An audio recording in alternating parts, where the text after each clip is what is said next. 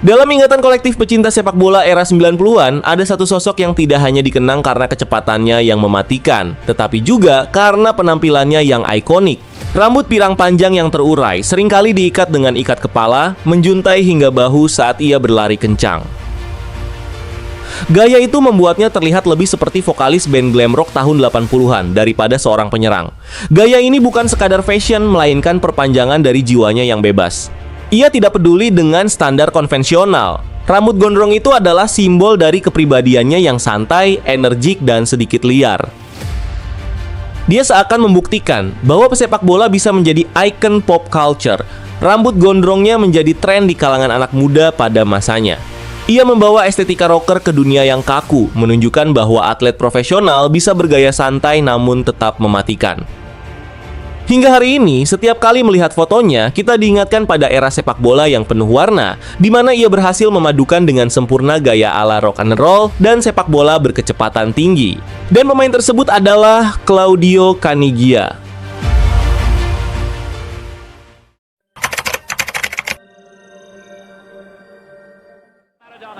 And still he goes on. And Caniggia could score here. Argentina. Laid off by Caniggia for Bilio. And gets it back from Bonetti. Nice touch from Caniggia, away from Wayfield. Chance to pull a goal back. Superb from Caniggia. Di era yang sama dengan Diego Maradona, timnas Argentina sempat memiliki pemain hebat dalam diri Claudio Caniggia, flamboyan dan playboy. Pemilik 50 caps dan 16 gol untuk La Albiceleste tersebut jadi tandem sehati Maradona di Piala Dunia 1990. Caniggia memang tidak setenar Maradona, tapi sosok berambut panjang tersebut pernah menjadi orang yang berjasa terhadap karier Maradona di timnas Argentina. Pria kelahiran Buenos Aires 9 Januari 1967 itu dianggap sebagai pemain multitalenta yang pernah dimiliki negeri Tanggo. Berposisi sebagai sayap dan penyerang, Caniggia diberkahi kecepatan dan fisik yang kuat. Maklum saja, sebelum berkarir sebagai pesepak bola, Caniggia merupakan atlet lari 100 meter di tingkat provinsi. Tetapi daya tarik lapangan sepak bola mengalahkan gairah Caniggia terhadap lintasan lari. Hanya beberapa bulan setelah ulang tahunnya yang ke-15, ia bergabung dengan Akademi River Plate. Dalam waktu 3 tahun, ia langsung mencuri perhatian saat melakukan debutnya untuk Los Millonarios, dan setahun kemudian, saat usianya masih berusia 19 tahun, Caniggia menjadi bagian dari tim River yang meraih treble bersejarah dengan memenangkan Liga, Copa Libertadores, dan Copa Sudamericana. Selama memperkuat River Plate, Caniggia tampil dalam 53 pertandingan dan mencetak 8 gol sebelum memutuskan untuk berkarier di Eropa. Pada tahun 1988, ia menyeberangi Atlantik untuk memulai petualangannya di Eropa, di liga paling kompetitif di dunia kala itu, yakni Serie A Italia dengan bergabung bersama Hellas Verona. Caniggia tiba di kota Romeo dan Juliet tersebut hanya 3 tahun setelah Osvaldo Bagnoli memimpin Gialloblu meraih gelar juara, yang merupakan salah satu dongeng terhebat dalam sejarah sepak bola Italia. Namun, tidak banyak yang bisa diceritakan tentang musim pertama Caniggia di Serie A. Cedera parah membatasinya dengan hanya tampil 21 kali dan mencetak 3 gol saat Verona finish di posisi ke-11. Ketika Verona mengalami penurunan performa di musim selanjutnya, membuat Caniggia pergi dan pindah sekitar 70 mil ke barat, ke Bergamo, di mana ia menandatangani kontrak dengan Atalanta. Musim pertama Caniggia di Bergamo membuatnya mencetak 10 gol dalam 36 penampilan di semua kompetisi, saat Ladea finish di urutan ke-7 dan mengamankan tiket ke kompetisi Eropa untuk tahun ketiga berturut-turut. Dengan penampilannya itu, ia pun dipanggil Argentina untuk menjadi salah satu pilar utama tim Tanggo dalam mengarungi Piala Dunia 1990 di Italia.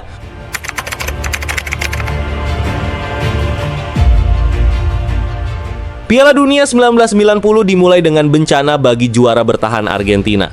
Di pertandingan pembuka di San Siro melawan Kamerun, Caniggia masuk sebagai pemain pengganti di babak kedua dan kecepatannya langsung menjadi ancaman. Dalam satu momen ikonik yang mendefinisikan kerasnya Italia era 90, Caniggia berlari kencang menerobos pertahanan Kamerun. sehingga membuat Benjamin Massing melakukan tackle super brutal yang membuat Caniggia terpelanting. Ketika itu Argentina kalah 0-1, namun Caniggia menegaskan dirinya sebagai ancaman utama di kompetisi itu. Meski begitu, Argentina lolos ke babak gugur hanya sebagai tim peringkat ketiga terbaik setelah tampil terseok-seok di grup B, di mana mereka kalah 0-1 dari Kamerun, menang 2-0 atas Uni Soviet, dan seri 1-1 melawan Rumania. Setelah babak grup yang sulit, Argentina bertemu rival abadi Brasil di babak 16 besar. Ini adalah panggung pembuktian bagi Caniggia. Meski berhasil mendominasi pertandingan, namun pada menit ke-81, Diego Maradona melakukan aksi individu luar biasa melewati beberapa pemain Brasil sebelum memberikan umpan terobosan terukur. Caniggia yang menerima umpan itu dengan tenang mengecoh kiper Brazil Tafarel dan berhasil menceploskan bola ke gawang. Gol ini menjadi satu-satunya gol di pertandingan itu yang membuat Argentina lolos ke perempat final dan bertemu dengan sang tuan rumah Italia. Menghadapi tuan rumah Italia di Napoli, di mana sang tuan rumah berhasil unggul 1-0 lebih dulu atas Argentina berkat gol khas Salvatore Schillaci. Namun tim Tango berhasil menyamakan kedudukan setelah Caniggia memanfaatkan kesalahan langka dari Walter Zenga. Gol itu memaksa laga berakhir 1-1 dan dilanjutkan ke adu penalti, di mana Argentina menang dan Caniggia menjadi pahlawan yang meruntuhkan Napoli. Sayangnya gol Caniggia ke gawang Italia di semifinal itu memiliki konsekuensi fatal karena ia menerima kartu kuning dalam pertandingan tersebut. Caniggia pun terpaksa absen di babak final melawan Jerman Barat yang membuat Argentina akhirnya kalah 0-1 di final. Setelah kekecewaan di Piala Dunia, Caniggia kembali ke Bergamo. Ia kembali mencetak 10 gol di semua kompetisi sebelum membantu Argentina meraih gelar Copa America ke-13 mereka di musim panas 1991. Meskipun Maradona absen, La Albiceleste berhasil meraih gelar juara, di mana Caniggia berduet dengan pemain muda mereka Gabriel Batistuta. Di kompetisi itu, Caniggia juga berhasil mencetak 2 gol. Dengan penampilan cemerlangnya di Copa America dan musim ketiga yang solid di Atalanta, membuat Caniggia menjadi incaran beberapa klub besar di Eropa, termasuk Real Madrid, Barcelona, dan Olympique Marseille yang saat itu didanai oleh Bernard Tapie. Namun Caniggia menolak tawaran tersebut dan memilih untuk tetap tinggal di Italia, di mana ia bergabung dengan klub ibu kota Italia, AS Roma. Jika Atalanta berulang kali tampil di atas ekspektasi, maka Roma tampak seperti tim yang siap untuk mendominasi Serie A. Dalam 2 musim sebelum kedatangan Caniggia, Giallorossi telah memenangkan Coppa Italia, kalah di final Piala UEFA dan Piala Super Italia, serta mencapai perempat final Piala Winners' Cup dan finish di posisi kelima di Liga. Roma merasa bahwa sosok berambut pirang terurai itu akan membantu mereka menjadi katalis dalam menantang gelar Scudetto. Sayang, ekspektasi tersebut berubah menjadi bencana. Paruh musim pertama sangat sulit bagi Caniggia dan Roma, di mana mereka hanya meraih 15 poin dalam 17 pertandingan. Ketika itu kemenangan masih bernilai 2 poin di Italia. Hal ini pun dengan cepat mengubur ambisi tinggi Roma dan pertanda buruk akan menimpa striker Argentina mereka. Gaya hidupnya yang seperti bintang rock dan seperti yang orang duga, persahabatannya yang erat dengan Maradona membuat Caniggia menyimpang dari jalan yang seharusnya ditempuh oleh pesepak bola profesional, di mana ia terjerumus masuk ke dunia zat terlarang. Benar saja, jejak kokain pun ditemukan dalam sampel urin yang diberikan Caniggia setelah pertandingan imbang 1-1 melawan Napoli pada 21 Maret 1993. Ironisnya, tim yang sama yang kehilangan Maradona karena masalah yang sama 2 tahun sebelumnya. Setelah penyelidikan selama sebulan, Caniggia pun dijatuhi sanksi larangan bermain selama 13 bulan oleh Komisi Disiplin Serie A. Bahkan, otoritas Italia mencurigai semua pemain nasional Argentina yang bermain di Serie A. Mereka terus memantau semua tingkah laku pemain-pemain La Albiceleste di dalam maupun luar lapangan. Bahkan Gabriel Batistuta muda saat pertama kali tiba di Italia tak luput dari kecurigaan dan langsung dites urin. Saya sangat bahagia di Italia kecuali satu hal. Mereka, Badan Anti-Doping Italia, selalu mencurigai kami semua karena Diego, katanya. Meskipun atlet yang terjerat masalah hukum saat ini hampir selalu diberi kesempatan kedua, sepak bola Italia pada tahun 1993 sangat berbeda dan absennya Caniggia selama 12 bulan mengakhiri kariernya di Roma. Beruntung 2 bulan sebelum dimulainya Piala Dunia 1994, masa hukuman Caniggia pun berakhir. Meski begitu, ia tetap dipanggil oleh pelatih Argentina, Alvio Basile, ke dalam skuad Argentina untuk Piala Dunia 1994 di Amerika Serikat. Meski absen lama, Caniggia tetap mampu tampil impresif di awal turnamen, mencetak 2 gol dalam pertandingan babak penyisihan grup melawan Nigeria. Diego, pégale fuerte, Bati, salva el arquero Caniggia. Grande Diego.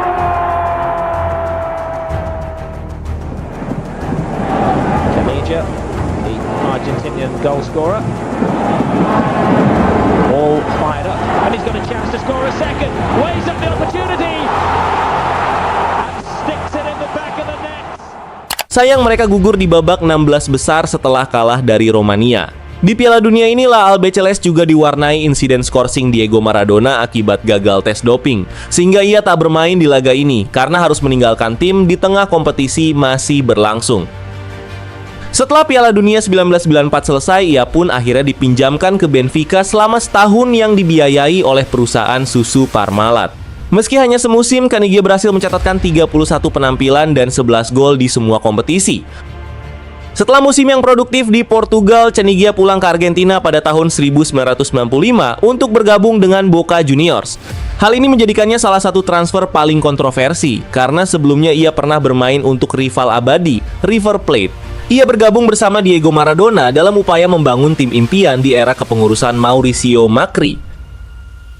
Meskipun tidak langsung tampil memukau, namun Caniggia segera menjadi pilar penting di lini serang Boca Juniors. Ia berhasil mencetak 12 gol dalam 29 pertandingan liga di musim pertamanya. Menjadi sosok kunci dalam Torneo Clausura 1996, di mana ia tampil sebagai pencetak gol terbanyak tim.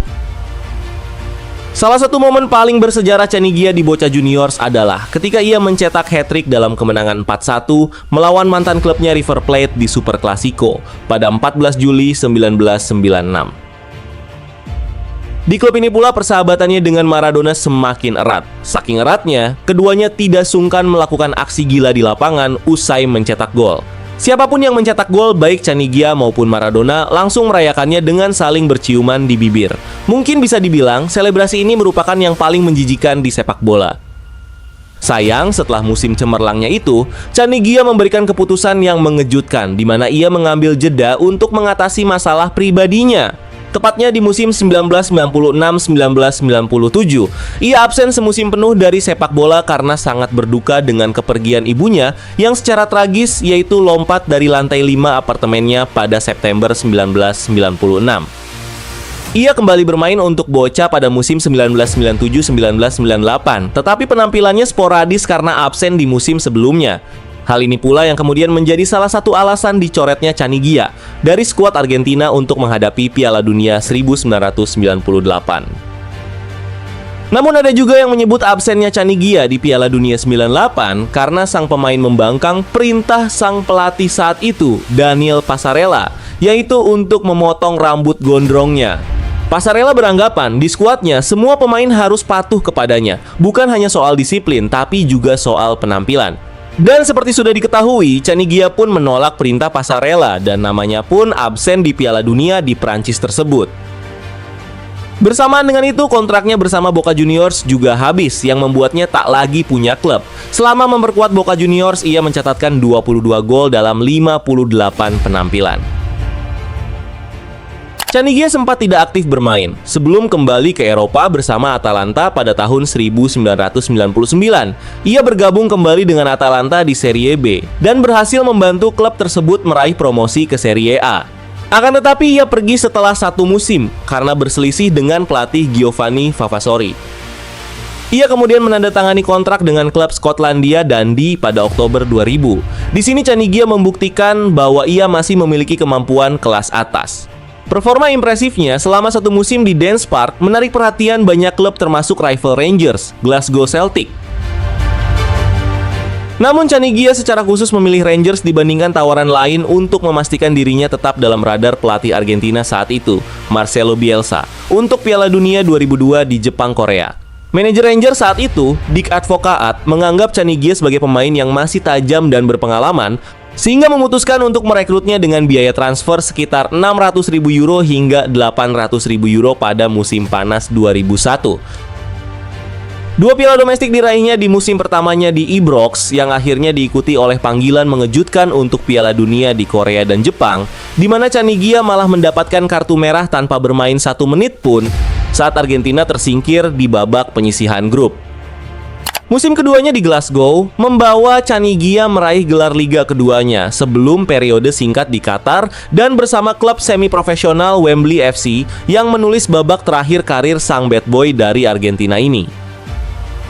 Dalam lembaran sejarah sepak bola Argentina, jika Diego Maradona adalah sang penyihir, maka Claudio Canigia adalah pelari cepat yang mematikan. Dengan 50 penampilan dan 16 gol untuk tim nasional Argentina, Canigia membuktikan diri sebagai salah satu penyerang terbaik di generasinya. Nice touch from Caniggia, away from Wayfield. Chance to pull a goal back.